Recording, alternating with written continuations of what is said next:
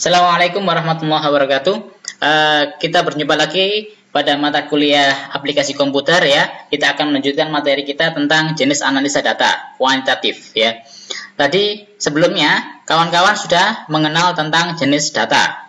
Apa saja data itu? Ada data nominal, ada data ordinal, ada data interval, dan ada data rasio. Ya, data-data itu ternyata mempengaruhi jenis analisanya, sebagaimana penjelasan yang tadi. Jika Anda belum menyimak pada video sebelumnya, maka silakan menyimak pada video tentang analisa data. Oke, baiklah.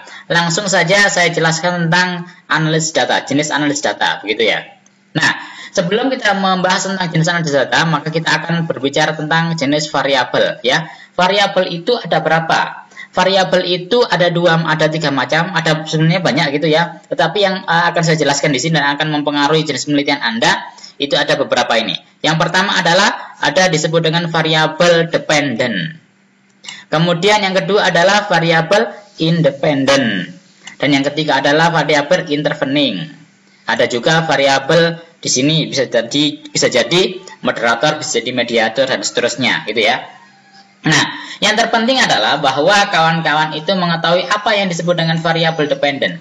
Variabel dependent itu adalah variabel Y atau variabel tergantung atau variabel yang dipengaruhi ya. Ingat, variabel dependent adalah variabel Y yang dipengaruhi. Yang apa? Yang dipengaruhi. Oke. Nah, siapa yang mempengaruhi? Yang mempengaruhi adalah variabel independen atau variabel bebas atau variabel X. Ini yang mempengaruhi. Oke. Sehingga variabel X itu ya akan mempengaruhi variabel Y. Nah, ini gambarannya. Oke. Ini variabel yang mempengaruhi, ini variabel yang dipengaruhi. Oke. Nah, ini harus kawan-kawan hafal. Kenapa? Nanti kita akan berbicara tentang ini. Kalau variabel ini ada variabel, mungkin ini adalah variabel moderator. Ya. Moderator, atau bisa jadi variabel mediator. Oke. Variabel mediator. Nah, kita akan bahas di lain waktu saja kalau yang ini, ya. Tapi yang perlu saya tekankan bahwa kawan-kawan harus hafal ini variabel Y itu variabel yang dipengaruhi itu adalah atau tergantung itu adalah variabel Y, dependent, yang mempengaruhi adalah variabel X. Ingat-ingat ya. Oke, baiklah, saya akan lanjutkan. Oke. Nah, lalu jenis analisis itu ada berapa, Pak? Jenis analisis itu ada dua. Yang pertama adalah parametrik, yang kedua adalah non parametrik. Parametrik itu apa, Pak? Parametrik itu adalah analisa data, di mana analisa data ini ya didasari adanya uji asumsi. Seperti halnya normalitas, linearitas gitu ya. Linearitas, normalitas, ada homogenitas, dan ada multikolinearitas. Apa ini? Apa itu normalitas? Apa itu linearitas? Apa itu homogenitas dan multikolinearitas? Nanti akan kita bahas di materi tertentu begitu ya. Materi selanjutnya. Ada juga kalau seandainya sebuah data tersebut tidak memenuhi uji asumsi, tidak memenuhi data katakanlah tidak normal, data itu tidak linear, data itu tidak homogen begitu ya. Maka statistik yang kita pakai adalah statistik parametrik. Oke. Kalau non parametrik. Kalau parametrik itu digunakan jika uji asumsinya terpenuhi, ya, uji asumsi ini terpenuhi. Kalau non parametrik uji asumsi tidak terpenuhi. Nah, gampangannya gitu, ya. Nanti ketika kawan-kawan uji asumsi, setelah Anda itu melakukan penelitian, ambil data, kemudian Anda lakukan uji asumsi, kemudian Anda lihat normalitasnya, Anda lihat linearitasnya. Bisa jadi kalau itu perbedaan, maka Anda lihat homogenitasnya tanpa linearitas ya, hanya normalitas dan homogenitas saja. Ternyata itu terpenuhi, maka gunakanlah parametrik. Tapi jika data tersebut uji asumsinya tidak terpenuhi, katakanlah data tersebut salah satunya variabel X-nya atau Y-nya yang nggak normal, kemudian nggak linear, katakanlah nggak homogen juga kalau perbedaan gitu ya, maka gunakanlah non parametrik. Paham? Oke, alhamdulillah sudah dipahami. Itu harus benar-benar Anda pahami. Kalau Anda nggak paham, kesulitan Anda di dalam menganalisa sebuah atau memilih jenis analis datanya. Oke. Baiklah, langsung saja macam-macam saya akan jelaskan dulu tentang parametrik dulu, baru kemudian non parametrik gitu ya. Nah, ini adalah jenis statistik parametrik. Contohnya statistik parametrik itu ada yang disebut dengan korelasi product moment, kemudian korelasi ganda gitu ya, multiple correlation, ada regresi sederhana, regresi ganda ya, multiple regression, ada independent sample t-test, ada dependent sample t-test ya, ada ANOVA, ada univariat ya, ada macam-macam lagi. Tetapi bisa jadi yang kawan-kawan lakukan di dalam penelitian itu berkisar antara ini gitu ya. Untuk S1 berkisar antara ini. Kalau kawan-kawan menggunakan analisis jalur karena menggunakan pemodelan gitu ya, maka silakan, nanti akan saya ajari di akhir mata kuliah ini sebagai tambahan saja. Oke. Nah, biasanya kawan-kawan menggunakan ini gitu ya. Nah, kapan kawan-kawan menggunakan product moment, analisa datanya menggunakan product moment ya? Kapan itu? Jika variabel X Anda itu ya, variabel X Anda adalah continuous. Variabel Y Anda adalah continuous. Ketika ini continuous, maka pendekatannya adalah pendekatan korelasional. Contoh, hubungan antara motivasi belajar dengan kepuasan belajar, maka jenis analisanya adalah product moment. Oke, saya jelaskan. Sebelumnya belum saya kenalkan begitu ya. Oke, continuous itu ya, ini itu jenis datanya adalah interval ya, interval dan apa? Dan rasio.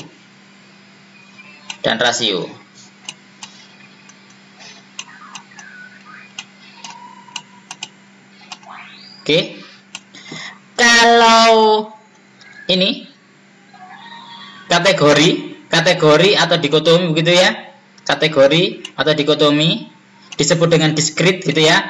Discrete ini disebut dengan data discrete. Data apa? Discrete. Discrete ya. Sorry. Discrete. Ini jenis datanya adalah ada dua. Ini nominal. Sudah kawan pelajari sebelumnya. Nominal ya.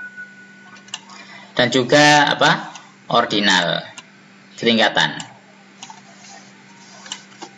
Ordinal. Oke. Nah, dan discrete ini, nominal ordinal itu tergambar pada dikotomi. Kalau seandainya kategorisasinya itu hanya ada dua, kemudian kalau seandainya lebih dari dua, maka mungkin kategorikal gitu ya, kategori. Oke, bisa dipahami dulu ya. Oke, kalau continuous itu interval rasio. Biasanya psikologi, skala psikologi itu menggunakan data interval. Sebenarnya ordinal tapi dianggap sebagai interval kalau skala Likert, begitu ya.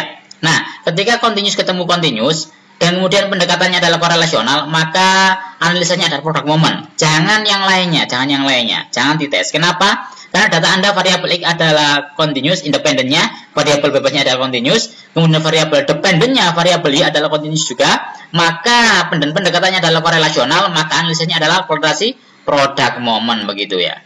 Oke.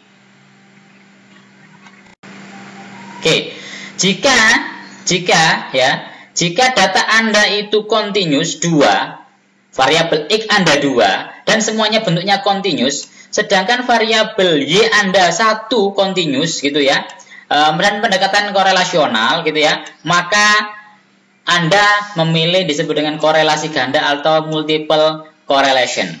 Contoh, hubungan antara hardiness dan efikasi diri dengan konsep diri pada siswa X, SMP X katakanlah.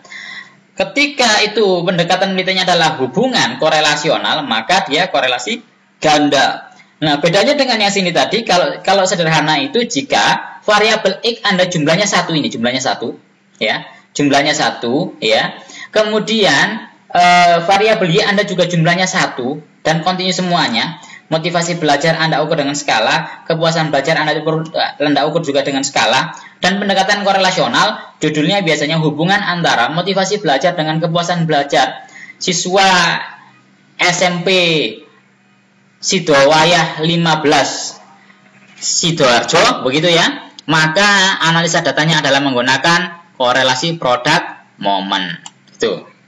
Oke. Namun jika di sini continuous juga variabel X Anda, kemudian variabel Y Anda juga continuous, pendekatannya korelasional, tetapi ini lebih pada untuk mengetahui besar pengaruhnya, besar daya prediksinya, atau prediksi gitu ya, prediktor. Berapa besar prediktornya? Prediksi gitu ya, prediksi, sorry. Oke, prediksi. Maka dia menggunakan regresi ganda. Contohnya kayak gini. School well-being sebagai prediktor pada flow akademik siswa SDX, katakanlah gitu. Atau school well-being sebagai prediktor pada flow akademik mahasiswa psikologi Universitas Muhammadiyah Sidoarjo, begitu ya. Maka ketika ingin prediksi yang diketahui dan pendekatannya adalah korelasional, maka dia menggunakan regresi sederhana. Biasanya judul-judul kayak gini ada yang kayak gini judulnya, pengaruh school well-being terhadap flow akademik, gitu ya. Namun judul pengaruh itu tidak diperkenankan untuk hanya melihat besar prediksinya saja. Kenapa? Karena kalau pengaruh itu lebih pada eksperimen. Atau begini, flow akademik ditinjau, flow akademik mahasiswa psikologi Universitas Muhammadiyah Sidoarjo, ya, ditinjau dari school well-being, ya. Flow akademik mahasiswa psikologi Universitas Muhammadiyah Sidoarjo ditinjau dari school well-being. Maka school well-being menjadi variabel X-nya yang mempengaruhi, flow akademik menjadi variabel yang dipengaruhi. Maka itu regresi sederhana. Gampangannya pengaruh school well-being terhadap flow akademik, gitu ya. Kemudian jika variabel X Anda lebih dari 1 continuous semua, variabel X-nya lebih dari 1, contohnya adalah harga diri dan IG gitu ya. EG itu adversity quotient gitu ya. Kemudian variabel Y-nya itu juga bentuknya continuous tetapi satu jumlahnya dan pendekatannya adalah prediktor juga gitu ya, maka disebut dengan regresi ganda. Cuma ini diberi ganda, ini enggak ganda gitu aja ya. Kalau ini korelasi ganda, ini korelasi sederhana. Kenapa? Karena hanya satu variabel. Ingat ya, continuous, maka dia dan satu continuous jumlahnya itu 2 variabel X-nya ya, variabel dependennya itu ada 2 begitu ya. Dan variabel Y-nya itu hanya ada 1, itu disebut dengan analisanya dengan menggunakan regresi ganda. Tapi seandainya variabel X Anda gitu ya, variabel X Anda atau variabel independen Anda itu dikotomi, diskrit ya, diskrit, oke, diskrit, dikotomi ya, dikotomi itu 2 kategori saja, contoh jenis kelamin variabel X-nya. Kemudian variabel Y Anda adalah continuous dan pendekatannya adalah perbedaan, maka analisanya menggunakan independen sampel t-test. Contohnya, perbedaan agresivitas ditinjau dari jenis kelamin, laki-laki dan perempuan. Perbedaan agresivitas ditinjau dari status menikah dan tidak menikah, belum menikah, ya. Agresivitas ditinjau dari status janda dan duda, katakanlah gitu.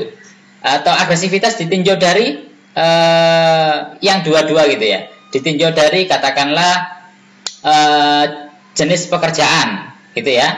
Pekerjaan sebagai wirausaha atau pegawai. Nah, kalau seandainya dua-dua yang digunakan, yang dikelompokkan itu adalah 2 jenis kelamin, contohnya begitu ya. 1 laki-laki, 2 perempuan, dan variabel Y Anda adalah continuous ya.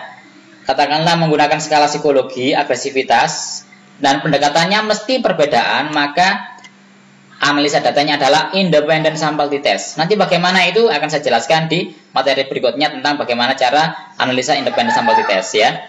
Nah, kemudian jika kategorisasinya itu lebih dari dua contoh adalah tingkat kasta, kemudian tingkat pendidikan katakanlah ya, kemudian variabel y-nya continuous, ingat ya, variabel x-nya adalah kategori atau discrete gitu ya, lebih dari dua, kemudian continuous-nya itu adalah variabel y-nya adalah continuous dan satu, dan pendekatannya adalah perbedaan, jangan menggunakan independent sample t-test. Kenapa? Nggak bisa dianalisa. Yang bisa menganalisa adalah one way ANOVA. Kenapa one way ANOVA itu digunakan jika kelompok di variabel x Anda itu ya, variabel x Anda itu lebih dari satu, lebih dari dua kategori.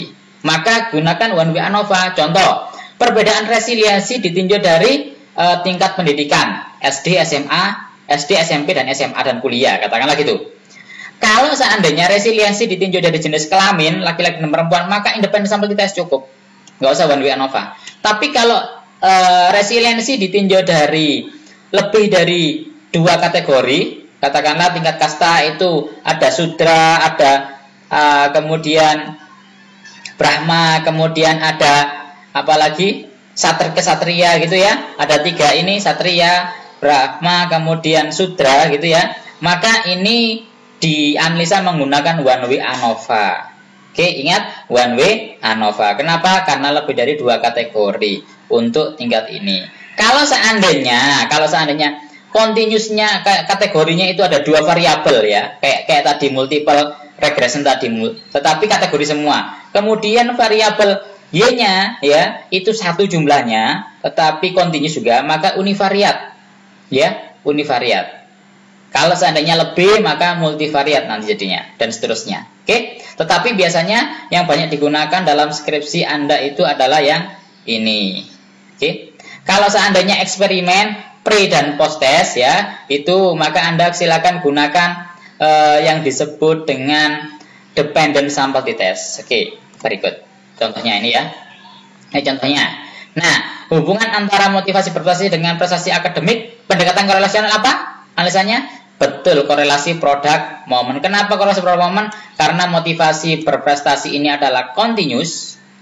Kemudian prestasi akademik adalah juga continuous, ya, variabel x-nya continuous, y-nya continuous, pendekatannya korelasional, maka dia korelasi produk momen, begitu ya. Korelasi apa? Korelasi produk momen.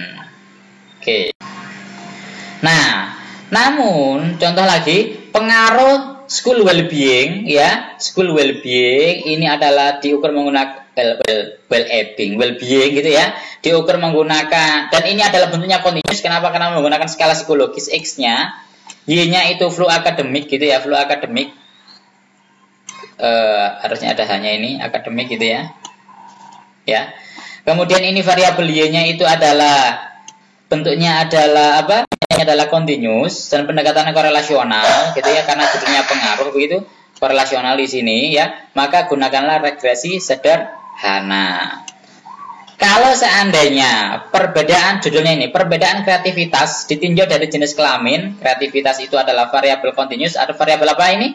Variabel y, betul sekali, karena yang dipengaruhi gitu ya. Ditinjau itu yang meninjau berarti jenis kelaminnya ini adalah variabel x-nya.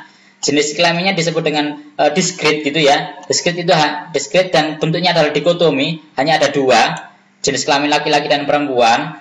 Mesti nanti pendekatan penelitiannya adalah perbedaan. Dan nanti analisa datanya adalah independent sample t-test. Oke?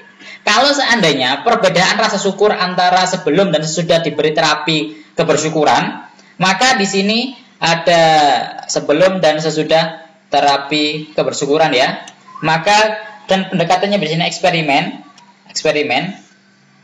Maka kita menggunakan analisanya adalah apa? Analisanya adalah dependent sample t-test. Atau bisa juga menggunakan paired sample t-test. Paired sample t-test ya. Oke. Paired sample t-test. Oke, menggunakan per sampel t-test. Kalau itu menggunakan pre dan post itu tempelkan saja menggunakan per sampel t-test gitu ya.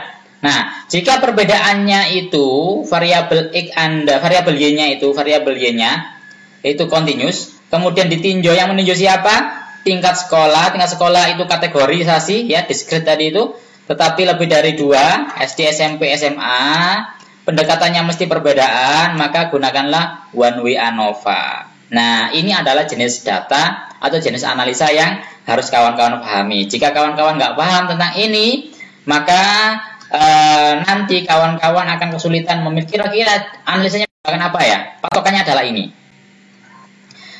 Oke, tetapi jika nanti kawan-kawan itu ya ternyata uji asumsinya nggak terpenuhi, maka jangan pakai yang parametrik. Gunakannya apa? Yang non parametrik. Ya. Kalau contohnya ini ordinal ketemu ordinal, pendekatannya korelasional, katakanlah gitu ya. Contoh skala. Ini katakanlah motivasi berprestasi ya, motivasi berprestasi. Kemudian di sini itu adalah tentang kreativitas, katakanlah kreativitas gitu ya, kreativitas, dan diukur menggunakan skala psikologi semuanya gitu ya. Dan ternyata uji asumsi nggak terpenuhi gitu ya, maka gunakanlah korelasi jenjang Spearman. Jangan mengubah data, jangan mengotak-atik datanya, tetapi gunakanlah otak-atiklah jenis analisanya. Jangan khawatir ketika uji asumsi terpenuhi, masih ada solusinya mengenai statistik non parametrik ya. Continuous, katakanlah continuous, independen apa tadi? Independen variabel variabel bebas. Kalau independen variabel tergantung. Ini dikotomi pendekatan korelasional pakai korelasi biserial. Ketika ini adalah independen dan ini dikotomi gitu ya. Dikotomi ketemu ya. Perbedaan jenis kelamin ditinjau jadi jenis pekerjaan, katakanlah gitu. Atau hubungan antara jenis kelamin dengan jenis pekerjaan gitu ya, korelasional, maka bisa korelasi pi. Tapi kalau psikologi ya harus ada variabel continuousnya ya, harus ada variabel continuousnya atau ordinal, katakanlah gitu ya. Nah, dan seterusnya. Nah, ini contohnya hubungan antara motivasi berprestasi dengan prestasi akademik, pendekatan korelasional, tidak memenuhi uji asumsi, maka gunakanlah korelasi jenjang Spearman ya. Dan nanti silakan dilihat di mana di silabus itu ada semuanya. Kalau seandainya parametriknya itu nggak terpenuhi, maka dia menggunakan di bawahnya itu adalah parametrik. Akan kita jelaskan lebih lanjut pada analisa datanya. Oke, bisa dipahami. Namun semuanya tergantung dari pemahaman Anda mengenai ini semua. Oke, ya, ini semua. Oke, begitu yang bisa saya jelaskan mengenai jenis analisa. Dan kemudian silakan dikerjakan tugas selanjutnya. Dan wassalamualaikum warahmatullahi wabarakatuh.